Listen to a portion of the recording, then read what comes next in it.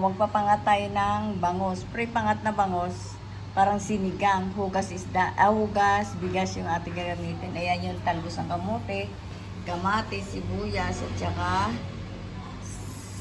sili natin, saka ating luya. Tsaka yung bangos, yung hugas isda na, hugas bigas natin, andoon.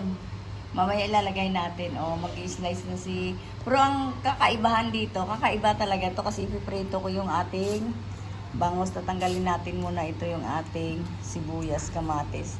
Gigisa siya natin yung ipiprito natin parang wala langsa talaga yung ating bangos. Ipiprito natin yung ating kakaibang isda, kakaibang pangat to Ipiprito muna natin na dahan-dahan yung ating bangos.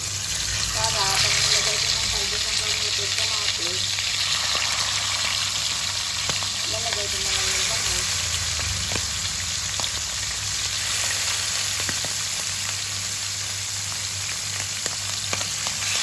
Pansit.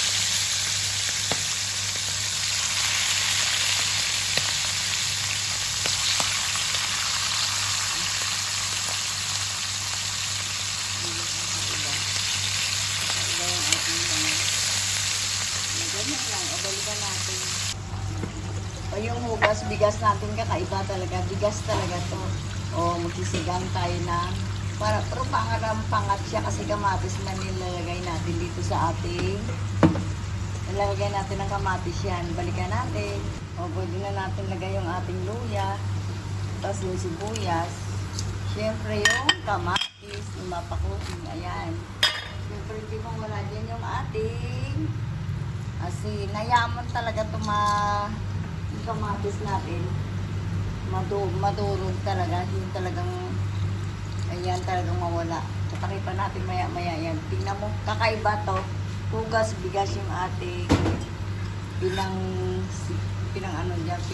pangat. Pero ginisa ko yung ating, pinirito ko yung ating bangos para kakaiba naman. Para yung langsa. Malangsa kasi. Okay. Tingnan mo. Talagang kakaiba to kasi pinirito ni mapakusin yung ating bangos bago natin ilagay doon sa ating kinamatisan. Parang pangat siya, pero kamatis ginamit ko, hindi kanyan. Ayan. Kailangan mainit talaga yung ating mantika bago nyo ilagay yung ating bangos. Tingnan mo, mapakusin yung arte. Siyempre masakit kaya sa kamay pag natalsikan ka sa mata, diba? Tapos lalagay na lang natin mamaya dito sa ating kamatis. Mamaya lalagay na lang natin. Ngayon lalagyan natin ng konting takpak. Yan yung ating sabaw.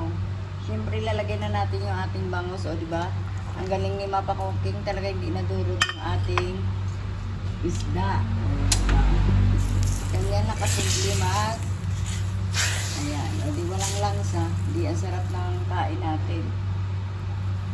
Balikan natin, lalagyan na natin yung ating talbos niya ng kamote.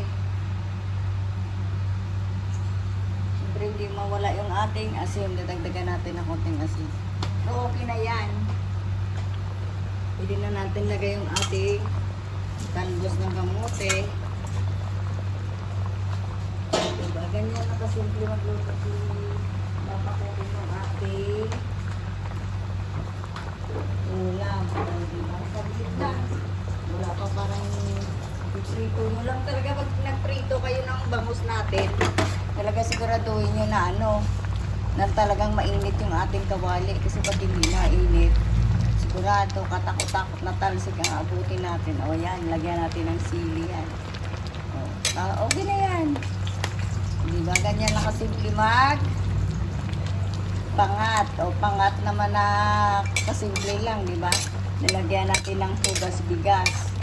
Ganyan lang. Pwede na tayo kumain. Sarap. Like and subscribe kay Mapa Cooking. Thank you for watching. Antayin lang natin maluto yung ating talbos ng kamote. Okay na yung ating bangos. Okay na. Like and subscribe kay Mapa Cooking. Hi, it's me, si Mapa Cooking. Like and subscribe. Thank you for watching. Thank you sa nanonood. Thank you sa nag-subscribe.